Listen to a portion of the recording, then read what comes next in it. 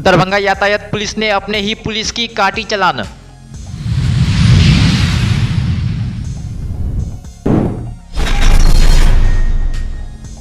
Darbhanga police ने बड़ी मात्रा में नशीली दवा के साथ एक को किया गिरफ्तार।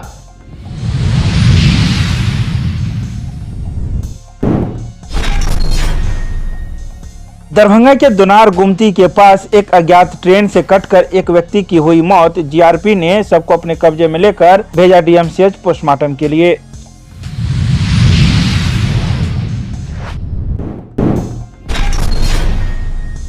सदर थाना पुलिस ने अलग अलग मामले में 3 अभियुक्त को किया गिरफ्तार। कागजी कार्रवाई कर भेजा न्यायिक हिरासत में।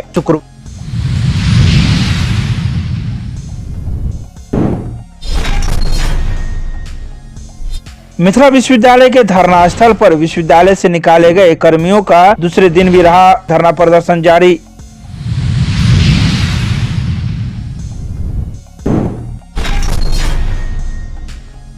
दरभंगा फिल्म क्लब के द्वारा होने वाले 11वें दरभंगा अंतर्राष्ट्रीय चलचित्र उत्सव को लेकर किया गया प्रेस वार्ता। दी गई कई बातों की जानकारी।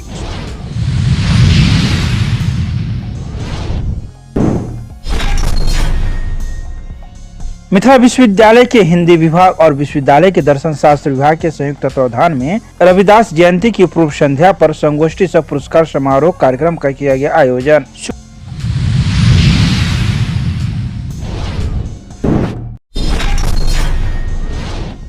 नवनियुक्त राज्यसभा सांसद बनने के बाद दरभंगा आगमन पर लहरियासराय प्रेक्षागृह में डॉक्टर धर्मशिला गुप्ता का हुआ स्वागत।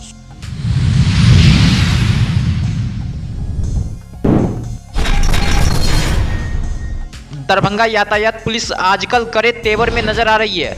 अतिक्रमण हटाने के साथ सड़क पर लगे वाहनों पर कार्रवाई कर रही है। व्यवहार न्यायालय के सामने पुलिसकर्मी जो बिना हेलमेट के गुजर रहे थे उन्हें यातायात थाना प्रभारी के द्वारा रोका गया और चालान की पर्ची थमा दी गई। इतना ही नहीं, उन्होंने यह भी कहा कि यह संदेश समाज में जाना चाहिए कि जब एक पुलिस अपने ही पुलिसकर्मी का चालान काट सकता है तो आम जनता को सतर्क रहना चाहिए।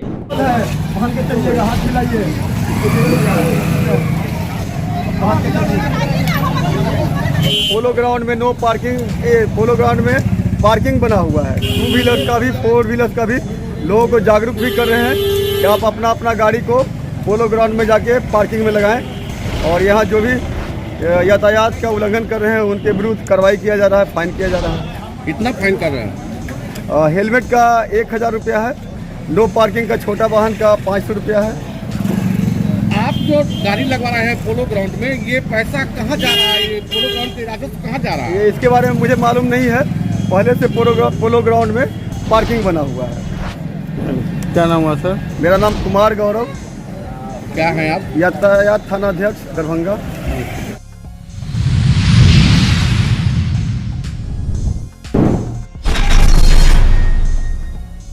दरभंगा पुलिस को इस बात की लगातार सूचना मिल रही थी कि जिले में बड़ी मात्रा में नशीली दवाएं व्यापारी पहुंच रहे हैं। कहा जाता है कि बाहर से यह दवा बड़े थोक विक्रेता के माध्यम से रिटेल शॉप पर पहुंच रहे हैं और वहां से युवाओं के हाथ में धड़ल्ले से मिलने वाली नशीली दवाओं से अपराध और विधि व्यवस्था पर संकट आने लगा।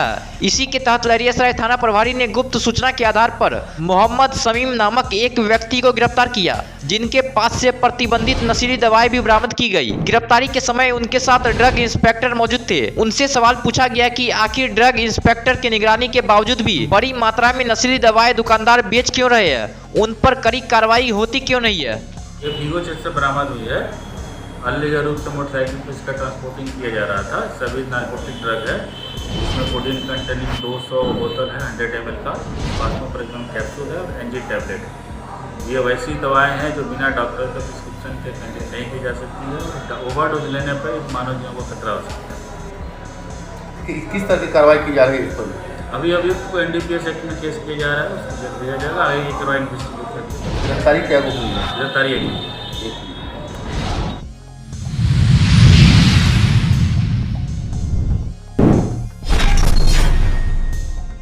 शुक्रवार को दरभंगा के दोनार गुमती पर एक व्यक्ति के कट जाने की वजह से वहां पर अफरा तफरी की स्थिति उत्पन्न हो गई। बता दें कि जिस व्यक्ति की मृत्यु हुई है वह व्यक्ति मुजफ्फरपुर जिला के अंतर्गत गायघाट थाना क्षेत्र का रहने वाला है, जिसका नाम संदीपन झा है, जिसके पिता का नाम शिवकांत झा है।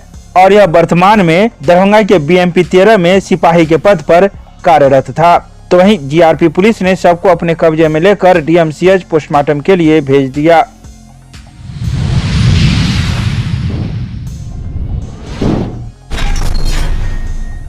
गुरुवार को सदर थाना पुलिस ने 3 अभियुक्तों को अलग अलग मामले में गिरफ्तार किया है। पहला मामला चुलाई शराब बनाने को लेकर है, जहां एक व्यक्ति को गिरफ्तार किया गया और इसके पास से 4 लीटर चुलाई शराब के साथ ही 18 लीटर नेपाली सोफिया शराब भी बरामद किया गया है। तो वहीं दूसरे अभियुक्त को कुर्की वारंटी में गिरफ्तार किया गया है। साथ ही तीसरे अभियुक्त को नॉन अवेलेबल वारंटी में गिरफ्तार किया गया है। सभी अभियुक्त सदर थाना क्षेत्र के ही रहने वाले हैं। वहीं गिरफ्तार सभी अभियुक्त को सदर थाना पुलिस ने कागजी कार्रवाई करते हुए न्यायिक हिरासत में भेज दिया।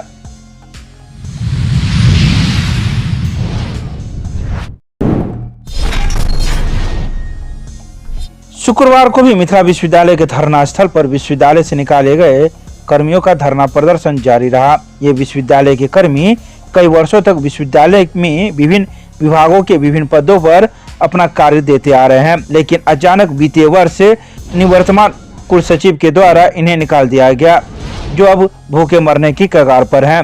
तो का कहना है कि हम लोगों की 2 सूत्री मांगे हैं, अगर हम लोगों की मांगे नहीं मानी जाएगी तो इससे भी बड़ा हम लोग उग्र प्रदर्शन करेंगे। बता दें कि लगातार दूसरे दिन भी धरना प्रदर्शन जारी रहने के बाद भी कोई भी विश्वविद्यालय के अधिकारी या पदाधिकारी के रूप में इन्हें कोई देखने तक नहीं आया। बाद में तब ओल्ड एज में आ गए हैं, इस उम्र में हम लोग को धरना प्रदर्शन करना पड़ रहा है।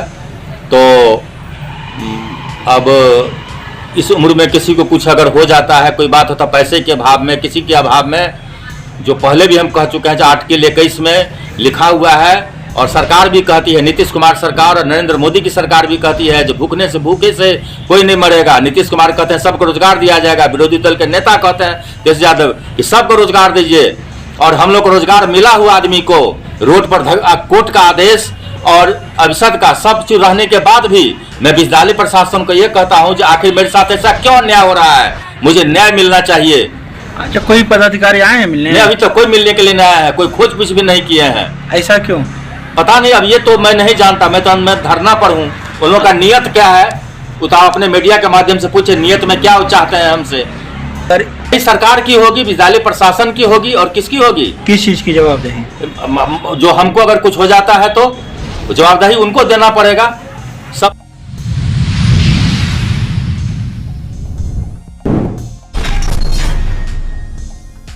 शुक्रवार को दरभंगा फिल्म क्लब के द्वारा होने वाले 11वें दरभंगा अंतर्राष्ट्रीय चलचित्र उत्सव को लेकर एक प्रेस वार्ता का आयोजन किया गया। यह चलचित्र उत्सव का आयोजन 24, 25 एवं 26 फरवरी 2024 को होगा। इस प्रेस वार्ता में मौजूद विश्वविद्यालय संगीत एवं नाटक विभाग की विभागाध्यक्ष डॉक्टर पुष्पा नारायण ने अपने विभाग से जुड़े कला संबंधित क्षेत्र और उसके इस फिल्म महोत्सव के साथ जुड़ाव और उसके विस्तारीकरण पर चर्चा की। वहीं मौजूद सदस्यों ने कहा कि इस बार कुल 14 देशों से आई 69 फिल्मों का प्रदर्शन इस 3 दिवसीय फिल्म उत्सव में किया जाएगा।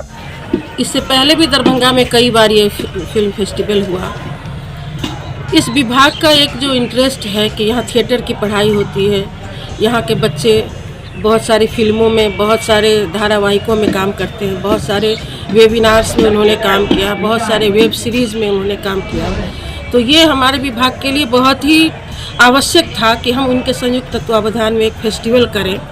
और मिराज जी का एक रिक्वेस्ट लेटर आया और हमने इसे सहर्ष स्वीकार किया, क्योंकि इससे जो ये फिल्में दिखाई जाएंगी अभी से 3 दिन कल से, तो इससे हमारे छात्र छात्राओं को बहुत लाभ मिलेगा, बहुत नई चीज़ें, बहुत सारे तकनीक उनको सीखने को मिलेंगे। इसके लिए ये फेस्टिवल बहुत आवश्यक था और हमने सहर्ष स्वीकार किया और हमारे विभाग के संयुक्त तत्वावधान में ये फेस्टिवल हो रहा है। हमारे साथ जो संयुक्त तत्वावधान में जिन्होंने हमें आमंत्रित किया है, हम उनके प्रति आभार व्यक्त करते हैं कि उन्होंने हमारे छात्रों के लिए इतना बड़ा अवसर दिया है। कई दिवसीय फिल्म फेस्टिवल है? 3 दिवसीय है। ये कल 24 तारीख से शुरू होकर 26 तारीख तक चलेगा।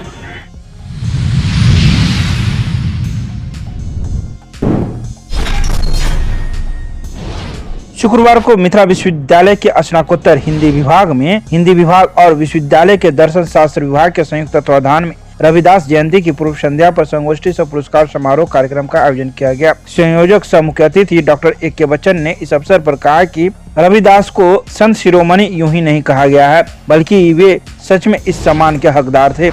वे कर्म को ही अपना गुरु मानते थे और उसी की भक्ति में रमे रहते थे। समाज में पूजा पाठ के नाम पर जो ढोंग हो रहा है, जिसका निर्भीक होकर उन्होंने विरोध किया। इसके अलावा उन्होंने कई बातों की चर्चा इस मौके पर की। इस अवसर पर सभी प्रतियोगिताओं के विजयी प्रतिभागियों को पुरस्कृत और सम्मानित किया गया। भाषण प्रतियोगिता में सुभाष कुमार, शिवम सरोज और साक्षी कुमारी क्रमशः प्रथम, द्वितीय और तृतीय स्थान पर रहे। वाद विवाद प्रतियोगिता में सुभद्रा कुमारी, शिव कुमार और अनु कुमारी क्रमशः पहले, दूसरे और तीसरे स्थान पर रहे। इसके अलावा निबंध प्रतियोगिता के भी प्रतिभागियों को सम्मानित किया गया।